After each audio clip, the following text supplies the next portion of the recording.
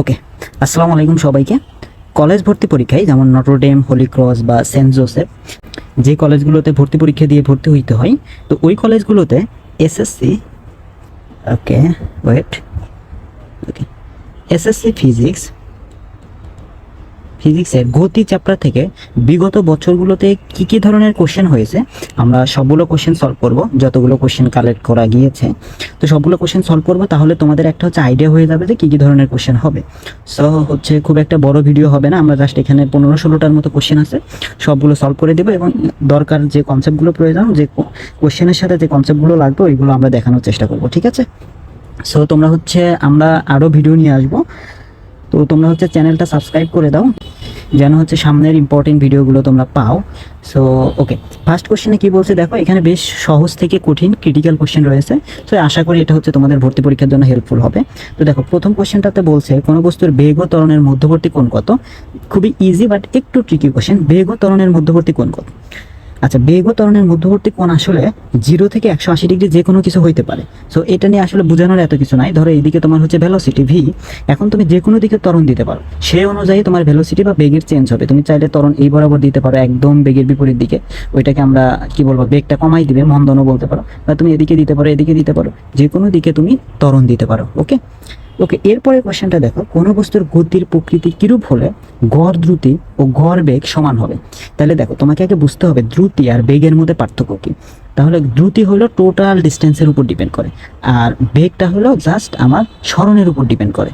এখন এই দুটো যদি সমান হয় তাহলে আমাদের কি হইতে হবে, তাহলে আমাদের যে মোট দূরত্ব আর মোট সরণ এইটা সমান হইতে হবে। এটা কখন পসিবল? যখন অনলি সরল রৈখিক বা স্ট্রেট লাইনে তুমি চলবা। তাহলে সরল রৈখিক গতি যদি হয় তাহলে দ্রুতিও যা, গড় বেগও তাই। তো এটা নিয়েও আসলে এত বোঝানোর কিছু নাই। এইবার দেখো একটা ইম্পর্টেন্ট কোশ্চেন। একটা প্রথম বন্ধু দুইটা বন্ধুর কথা বলছে। প্রথম বন্ধু বৃত্তাকার পথে একটা পূর্ণ ঘূর্ণন সম্পন্ন করলো, আর দ্বিতীয় বন্ধু A B C D A, এই যে A B C D E এবং এ, অর্থাৎ বর্গাকার পথে। তার মানে কি হয়েছে এখানে দেখো। আচ্ছা, এখানে যেটা হয়েছে সেটা হলো একটা বন্ধু এই যে এরকম বৃত্তাকার পথে ঘুরে এখানে এসেছে, আর একটা বন্ধু যেটা করেছে এইভাবে বর্গাকার পথে এসেছে। এবং এখানে তোমাকে বের করতে বলছে কি, দেখো বের করতে বলছে হচ্ছে তাদের দ্রুতির অনুপাত। তাহলে দ্রুতি সমান কি লিখতে পারি বলো তো? দ্রুতি সমান হচ্ছে, ধরো আমরা লিখতে পারি হচ্ছে দূরত্ব ডিভাইডেড সময়, তাই না? তাহলে আমরা যদি অনুপাত বের করি তাহলে দেখো, যে এই বৃত্তাকার পথে গেছে, যে বৃত্তাকার পথে ঘুরছে, তার অনুপাত কত হবে? তার টোটাল দূরত্ব হচ্ছে 2πr। তাহলে এটা আমরা দিতে পারি হচ্ছে 2πr ডিভাইডেড বাই সময় টি। এরপরে যে বর্গাকার পথে গেছে তার হচ্ছে পরিসীমা বা পরিসীমা, অর্থাৎ 4টা বাহু সে ঘুরে এসেছে, এটাই তার দূরত্ব। তাহলে আমাকে আগে জানতে হবে এখানে একটা বাহুর মান কত। তাহলে দেখো, এইটার ব্যাসার্ধ যদি হয় আর, তাহলে এই ব্যাস কি হবে? 2r। এই 2rই হচ্ছে এই বর্গের প্রত্যেকটা বাহুর মান, তাই না? 2r 2r 2r। তাহলে যদি এই পুরা বর্গটা ঘুরে আসে তাহলে সে কি পরিমাণ দূরত্ব অতিক্রম করবে? Total 8r। তাহলে নিচে হবে হচ্ছে 8r ডিভাইডেড বাই টি। ওকে, এখন যদি তুমি এখান থেকে হিসাব করো তাহলে দেখবে এই টি চলে যাচ্ছে, আর চলে যাচ্ছে, তোমার আলটিমেটলি থাকতেছে হচ্ছে π/4 বা π/4। সো এটাই হচ্ছে তোমার অ্যান্সার।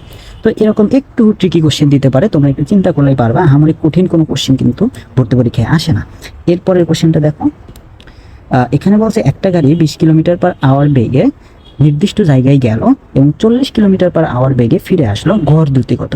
অর্থাৎ যদি 20 কিলোমিটার/আওয়ার বেগে যায় এবং 40 কিলোমিটার/আওয়ার বেগে ফিরে আসে তাহলে গড় দ্রুতি কত? গড় দ্রুতি বের করার সূত্রটা কি?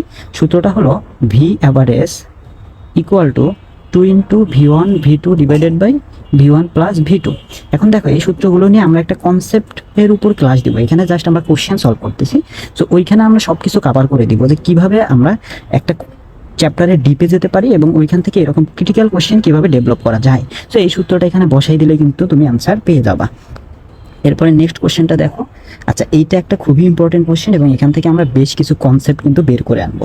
দেখো, এখানে বলছে যে 36 কিলোমিটার/আওয়ার বেগে 200 মিটার দৈর্ঘ্যের একটা ট্রেন 600 মিটার একটা ব্রিজকে কত সময়ে অতিক্রম করবে।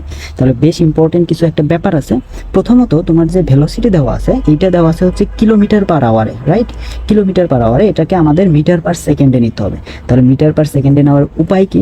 এই যে 36 কিলোমিটার পার আওয়ারকে আমরা, এটা ক্যালকুলেটর লাগবে না, হাতে হাতেই করে ফেলবো। দেখো কিলোমিটারকে যদি মিটারে নিতে চাই তাহলে 36-এর সাথে 1000 গুণ দিতে হবে, আর আওয়ারকে যদি সেকেন্ডে নিতে চাই তাহলে সেটাকে 3600 দিয়ে ভাগ দিতে হবে। সো আলটিমেটলি এটাকে এভাবে একটু লিখতে পারি আমরা, সেটা হলো 36 ইন্টু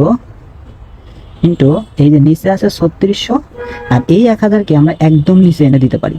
তাহলে এখানে যদি তুমি 1000 দাও তাহলে আলটিমেটলি তুমি পাবা হলো 36 ডিভাইডেড বাই 3.6। আমরা কিন্তু আরও সহজে ক্যালকুলেট করে ফেলতে পারতাম, বাট আমি একটু তোমাদেরকে দেখাচ্ছি যে আমরা যে কোনো কিছু কিলোমিটার পার আওয়ারে যদি ভেলোসিটি থাকে সেটাকে 3.6 দিয়ে ভাগ দিলে আমরা মিটার পার সেকেন্ড পাই, ঠিক আছে।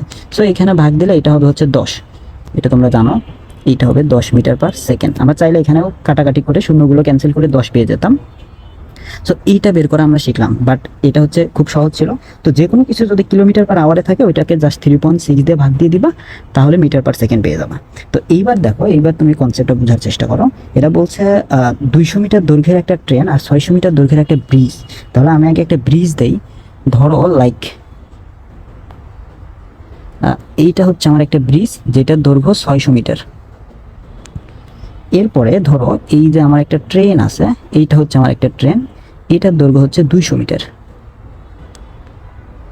মিটার। এখন কোশ্চেনে বলতেছে যে এই 200 মিটার ট্রেনটা এই 600 মিটার ব্রিজকে এভাবে অতিক্রম করবে, ঠিক আছে।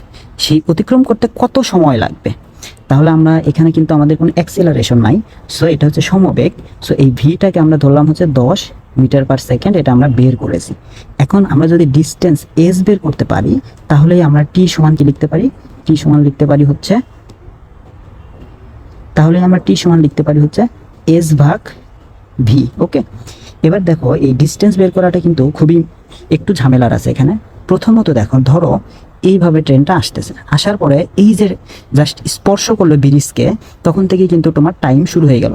এরপর এটাকে কি করতে হবে? এইভাবে যেতে হবে। এরপরে এ কি করলো? এতক্ষণে কিন্তু 600 মিটার দূরত্ব গেছে, বাট 600 মিটার দূরত্ব অতিক্রম করার পরও স্টিল সে কিন্তু ব্রিজ পার হয় নাই। ব্রিজ পার হইতে হলে তাকে আরও 200 মিটার যেতে হবে এভাবে, তাহলে সে ব্রিজটা পার হয়েছে। তাহলে দেখো জিনিসটা, এই ব্রিজের 600 মিটার পার হইতে হবে, আবার নিজের 200 মিটারের কারণে সেটাও যেতে হবে, দেন সে ব্রিজটাকে অতিক্রম করতে পারবে। যে কারণে টোটাল ডিস্টেন্স হবে হচ্ছে 600 plus 200 equal to 800 metre. So এটাকে তুমি জাস্ট 10 দিয়ে ভাগ দিয়ে দিবা, তাহলেই হয়ে গেল। তাহলে 800 ভাগ ভেলোসিটি হচ্ছে 10, অ্যান্সার হবে 80 সেকেন্ড। এই 80 সেকেন্ড অ্যান্সার। ওকে, এরকমভাবে তোমাকে হচ্ছে এখানে আরও একটা কোশ্চেন দিতে পারে। ধরো আমি এখানে তোমাকে আর একটা কোশ্চেন বানিয়ে দিচ্ছি, এটা খুবই ইম্পর্টেন্ট একটা কনসেপ্ট, এই জন্য আমি এখানে একটু সময় নিচ্ছি। লাইক এইটা আমার একটা ট্রেন, সেই ট্রেনের দৈর্ঘ্য ধরো 100 মিটার। ওকে, এই 100 মিটার ট্রেনের এই বরাবর বেগ হচ্ছে 20 মিটার পার সেকেন্ড। এবার ধরো এখানে আরও একটা ট্রেন আছে, এই ট্রেন ধরো 200 মিটার, এর হচ্ছে দৈর্ঘ্য, এবং এই 200 মিটারের বেগ হলো এই বরাবর 10 মিটার পার সেকেন্ড। আমার কোশ্চেন হলো, এরা যদি পরস্পর একই বরাবর প্যারালালি চলে তাহলে একজন আরেকজনকে অতিক্রম করতে কত সময় লাগবে, টি কত লাগবে? এটা তোমরা এই কোশ্চেনটার অ্যান্সার তোমরা কমেন্ট করবা। যদি না পারো কমেন্ট করলে আমি অ্যান্সার দিয়ে দিব এবং বুঝাই দিব যে এটা কীভাবে সলভ করতে হবে। এবং এটা কিন্তু খুবই ইম্পর্টেন্ট কোশ্চেন, ঠিক আছে। এটা কিন্তু খুবই ইম্পর্টেন্ট কোশ্চেন, এতে আমি স্টার মার্ক দিয়ে দিলাম। ওকে, এর পরের কোশ্চেনটা দেখো, এইটাও একটা ইম্পর্টেন্ট টাইপের কোশ্চেন। এখান থেকেও ছাত্ররা কলেজ ভর্তি পরীক্ষায় প্রশ্ন দিতে পছন্দ করেন।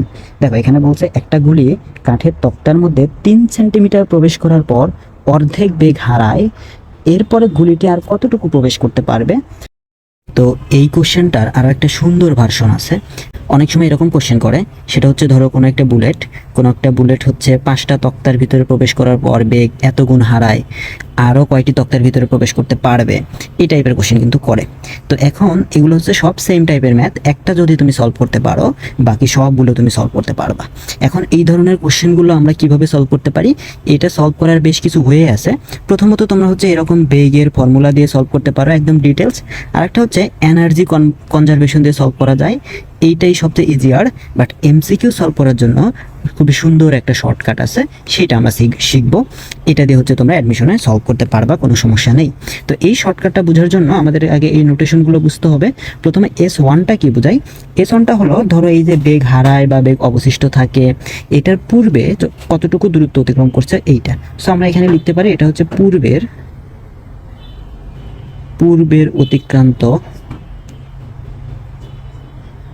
অতিক্রান্ত দূরত্ব। অ্যান্ড S2টা হলো আরও কত দূর অতিক্রম করবে। সো এটাকে আমরা লিখতে পারি হচ্ছে আরও কত দূরত্ব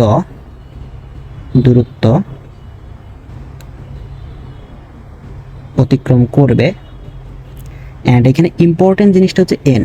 এই এনটা আমরা কিভাবে পাবো? আমরা এনটা পাওয়ার জন্য এই ফর্মুলাটা মনে রাখবো, সেটা হলো যে অবশিষ্ট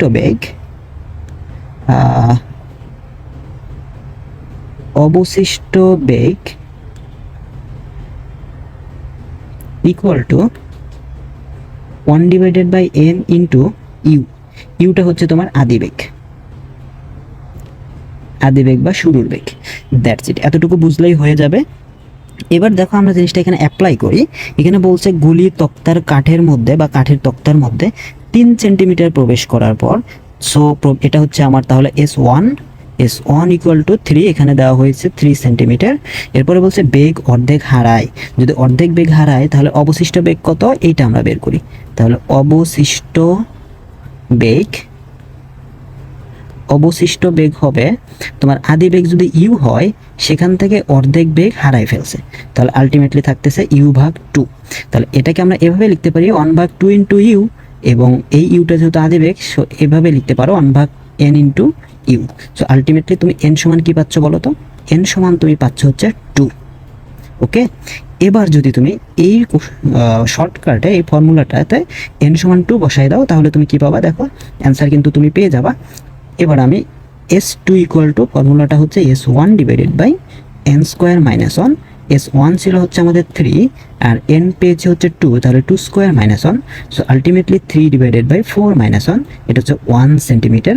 এইটাই হচ্ছে আমাদের অ্যান্সার। এই যে 1 centimetre, this is the answer. এরপরে দেখো আমার এখানে 7 নম্বর কোশ্চেন রয়েছে, 1 মিটার পার সেকেন্ড স্কোয়ার ত্বরণে কোনো বস্তু দ্বিতীয় সেকেন্ডে কতটুকু যাবে। তাহলে তম সেকেন্ডে বের করার সূত্র রয়েছে একটা, সেটা হলো কি STH equal to half a 2t minus 1, right? তাহলে এখানে t এর মান 2 বসাই দাও। তো এটা খুবই সোজা কোশ্চেন। a এর মান দেওয়া আছে 1, 2 ইন্টু 2 মাইনাস 1, অ্যান্সার যেটা আসবে ওইটাই। এরপরে দেখো এখানে একটা কোশ্চেন আছে, এক ব্যক্তি একটা 10 থেকে 9 মিটার আছে। এটা কিন্তু একদম SSC বোর্ড এক্সামের কোশ্চেন, ঠিক আছে? এটা বোর্ডে আসে। সো এটা তোমরা পড়ে কমেন্ট করবে, অ্যান্সার কমেন্ট করবা, এটা আমি করে দিব না। এইটা দেখো, এটা একটা ইম্পর্টেন্ট কোশ্চেন, 9 নম্বর। এখানে বলছে AP এবং BQ দুইটি সরলরেখা। তাহলে দেখো এই যে AP একটা সরলরেখা এবং BQ এইটা আর একটা সরলরেখা। এখন এই সরলরেখাগুলো কি বেগ সময়ের লেখচিত্র নির্দেশ করে, অর্থাৎ এই বরাবর টাইম, এই বরাবর ভেলোসিটি। উভয়ের আদিবেগ ভিন্ন হলেও ত্বরণ কার বেশি? দেখো বেগ বৃদ্ধির হার যার বেশি তার ত্বরণ বেশি। তাহলে সময়ের সাথে সাথে এটার বেগ আস্তে আস্তে বাড়তেছে, বাট এইটার বেগ কি দ্রুত বাড়তেছে। সো অ্যান্সার কি হবে? AP, এটার ত্বরণ, এই AP এর ত্বরণ বেশি, রাইট? আমরা তারপরে কোশ্চেনটাতে যাই। এখানে বলছে M1 এবং M2 ভরের দুইটা বস্তুকে H1 H2 উচ্চতা থেকে ফেলে দেওয়া হলো, তাদের পতনকালের অনুপাত কত? দেখো আমরা H সমান কি জানি? H সমান জানি UT plus half GT square. যেহেতু এটা স্থির অবস্থা থেকে ফেলে দেওয়া হয়েছে, সো এটা 0। সো H সমান আলটিমেটলি পাচ্ছি হাফ GT স্কোয়ার। এই দুইটা তো constant, so H proportional to কি পাচ্ছ? T square. এখন আমরা T সমান লিখতে পারি, তাহলে T প্রপোর্শনাল টু আমরা জাস্ট এভাবে লিখতে পারি √H। এভাবে অ্যাকচুয়ালি লেখা ঠিক না, কারণ Hটা হচ্ছে T এর উপর ডিপেন্ড করে, বাট আমরা লিখলাম ম্যাথটা সলভ করার জন্য। তাহলে দেখো আমরা এখানে T1 ভাগ T2 ইকুয়াল টু লিখতে পারি H1 ভাগ H2 √। সো এটাই হবে অ্যান্সার, √H1 ভাগ H2। নেক্সট হচ্ছে 11 নম্বর কোশ্চেন, বাতাসের বাধা উপেক্ষা করলে একটি পালক এবং একটি বল একই উচ্চতা থেকে ছেড়ে দিলে কে আগে মাটিতে পৌঁছাবে? এটা তো তোমরা জানো গ্যালিলিওর পরন্ত বস্তু সূত্র, এটা নিয়ে কিছু বলবো না। এই কোশ্চেনটা দেখো, if a ball is thrown upward at 4 metre per second and maximum height is h1, another ball is thrown with velocity 8 metre per second, then determine h2 divided by h1। অর্থাৎ 4 মিটার পার সেকেন্ড বেগে যদি উপরের দিকে নিক্ষেপ করি তাহলে সেটা h1 maximum উচ্চতায় ওঠে। এবার যদি 8 মিটার পার সেকেন্ড বেগে নিক্ষেপ করি তাহলে সেটা h2তে ম্যাক্সিমাম উচ্চতায় ওঠে। দেন বলছে যে h2 ডিভাইডেড বাই h1 সমান কত হবে। সো এটা কি আমরা ম্যাক্সিমাম উচ্চতায় ওঠার সূত্র সমান কি জানি, h সমান জানি হচ্ছে u square divided by 2g। So 2gটা কিন্তু দুইজনের ক্ষেত্রে সেম। সো আমরা জিনিসটা এভাবে লিখতে পারি, সেটা হচ্ছে h2 divided by h1 equal to u1 square divided by u2 square. Okay, so u1 আর u2 মান বসাই দিবে, অঙ্ক কিন্তু হয়ে যাবে। এটাও তোমরা পারবা, সহজ অঙ্ক। এবার বলছে মুক্তভাবে পরন্ত বস্তুর বেগ বনাম সময়ের গ্রাফ অঙ্কন করো। এটাও খুব ইজি, এইচডব্লিউ তোমরা করবা। মুক্তভাবে পরন্ত m ভরের বস্তু 1 সেকেন্ডে কত দূরত্ব অতিক্রম করে। সো এটা এই দেখো এখানে সলভ দেওয়া আছে খুব সুন্দর করে, হাফ জি টি স্কোয়ার, টি এর মান 1 বসাই দিবে, অ্যান্সার পেয়ে যাওয়া। এগুলো মানে দেখার সাথে সাথে করতে হবে। আচ্ছা, এটা আমাদের লাস্ট কোশ্চেন। তার মানে তোমরা কিন্তু একটা আইডিয়া পেয়ে গেছো যে গতি চ্যাপ্টার থেকে কী ধরনের কোশ্চেন আসে। ওকে, তোমরা যদি একটু রেসপন্স করো কমেন্টে তাহলে কিন্তু আমি বাকি চ্যাপ্টারগুলোরও এরকম ভিডিও দিব এবং কনসেপ্টের উপর আলাদা একটা সিরিজ আমি নিয়ে আসতেছি। সো প্লিজ সাবস্ক্রাইব এবং স্টে কানেক্টেড। এবার দেখো, একটি বস্তুকে এই উচ্চতা থেকে ফেলে দিলে 3 সেকেন্ডে এস দূরত্ব অতিক্রম করে। এটা একটা ইম্পর্টেন্ট কোশ্চেন, এইটাকে আমি স্টার দিয়ে দিলাম। এটা একটু বুঝো, 3 সেকেন্ডে এস দূরত্ব অতিক্রম করে, এটা হচ্ছে প্রথম 3 সেকেন্ডে, এবং শেষ 1 সেকেন্ডে আবার এস দূরত্ব অতিক্রম করে। দেন বলছে এইচ কত, মানে জিনিসটা বুঝো, এইটা হচ্ছে ধরো, এটা হচ্ছে ধরো এইচ উচ্চতা। তো এই এইচ উচ্চতা থেকে ফেলে দেওয়া হইলে সে এই যে একটা দূরত্ব, এই দূরত্বটা হচ্ছে এস, এই এস দূরত্ব অতিক্রম করতে ওর সময় লাগে হচ্ছে 3 সেকেন্ড। এখানে টি সমান হচ্ছে 3 সেকেন্ড। এরপরে ধরো ও, আচ্ছা এরপরে ধরো ও কিছু দূর আসছে এবং এই যে লাস্ট, আচ্ছা এইচটাকে আমি আরেকটু বড় করে দিই, লাস্ট 1 সেকেন্ডেও এই টি সমান যখন 1 সেকেন্ড, তখনও তার অতিক্রম দূরত্ব হচ্ছে এস। এই দূরত্ব আর এই দূরত্ব সেম, বাট এখানে যে 3 সেকেন্ড লাগছে এখানে জাস্ট 1 সেকেন্ড লাগছে। এখন আমাকে বলছে এই এইচটা কত, বুঝাতে পারছি? তাহলে এটা যদি আমি সলভ করতে যাই তাহলে কিভাবে সলভ করবো, প্রথমে আমরা এই এসটা বের করে নিই। এই এস যদি বের করি তাহলে এস সমান কি জানি, এস ইকুয়াল টু হচ্ছে হাফ জি টি স্কোয়ার। সো হাফ জি টি হয়েছে 3 স্কোয়ার। সো এটা বের করলে এটা আসবে হচ্ছে 44.1 মিটার। এরপরে আসো, আমরা কি জানি টি-তম সময়ে অতিক্রান্ত দূরত্ব হচ্ছে S T H equal to half G 2t minus 1। এখন আমাদের লাস্ট সেকেন্ড যেটা, সেটাকে আমরা টি ধরলাম এবং এস এর মান যদি আমরা বসাই, এই এসটা কিন্তু লাস্ট সেকেন্ডে কত হয়েছে, লাস্ট সেকেন্ডে হচ্ছে 44.1 মিটার, কারণ সেম এই এস আর এস সেম। সো আমি এখানে 44.1 বসাই দিলাম। সো আলটিমেটলি আমরা যেটা পাচ্ছি সেটা হলো half G 2t minus 1 equal to 44.1। So এখান থেকে আমরা এই টি এর ভ্যালুটা পাবো, এই টি, এবং সেই টি এর ভ্যালু পাবে হচ্ছে 5 সেকেন্ড। তাহলে দেখো, আমরা যে এতক্ষণ পরে বলতেছিলাম যে লাস্ট 1 সেকেন্ডে এস দূরত্ব গেছে, সেই লাস্ট 1 সেকেন্ড কততম সেকেন্ড, সেটা হচ্ছে 5তম সেকেন্ড। 5তম সেকেন্ড। এখন এই 5তম সেকেন্ড যদি হয় তাহলে বস্তুটার একদম উপর থেকে নিচে আসতে কয় সেকেন্ড সময় লাগছে টোটাল, এই যে 5 সেকেন্ড সময় লাগছে। সো আমরা টোটাল হাইট যদি বের করতে চাই তাহলে হাফ জি 8 স্কোয়ার, এবং এখানে টি এর ভ্যালু হবে 5। যদি কোনো কিছু না বুঝে থাকো কমেন্ট করতে পারো।